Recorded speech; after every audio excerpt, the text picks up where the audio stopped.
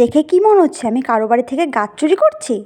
না না, এটা অন্য কারো বাড়ি না, আমি নিজের বাড়ি থেকে গাছ নিচ্ছি পটে বসাবো বলে। আর এই গাছটা বেশ কিছু মাস আগে আমাকে একটা ফ্রেন্ড দিয়েছিল। তারপর আমি এই পাঁচিলের ধারে যেটুকুনি জায়গা ছিল ওখানে বসিয়ে দিয়েছিলাম। আর ফুল না আসার জন্য গাছটাকে জংলা গাছ ভেবে অনেকবার কেটেও ফেলেছিলাম। তারপর দেখলাম এত সুন্দর ফুল ফোটে। আর ফুলটা দেখো অনেকটা অর্কিডের মতো দেখতে। এর নাম যদি তোমরা কেউ জেনে থাকো তাহলে আমাকে জানিও। তাহলে এবার চলো গাছটা টবে বসানোর জন্য মাটি প্রস্তুত করা যাক। মাটি প্রস্তুত করার জন্য নেব প্রথমে বালি, মাটি, ভার্মি কম্পোস্ট, 2 চামচ মতো নেব হাড় গুঁড়ো, 2 চামচ মতো শিংকুচি, তার সাথে নেব নিমখোল।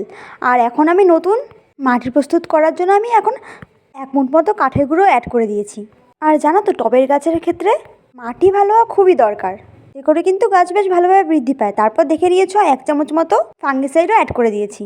এরপর গাছটাকে বসিয়ে আমি জল দিয়ে দেবো। আর গাছটার সাপোর্টের জন্য একটা লাঠি দিয়ে গাছটাকে বেঁধে দেবো। ব্যাস, আমার কাজ আজকের জন্য এইটুকানি। তারপর কিছুদিনের জন্য এটাকে ছায়াতে রেখে দেবো। আর গাছ কখনো বসানোর পর ডাইরেক্ট সানলাইটে রাখবে না। গাছ একটু স্টেবল হয়ে গেলে তারপর ডাইরেক্ট সানলাইটে রেখে দেবে। ব্যাস, এইটুকানি যথেষ্ট। দেখা হবে পরের ভিডিওতে। ভালো থেকো, সুস্থ থেকো, টাটা।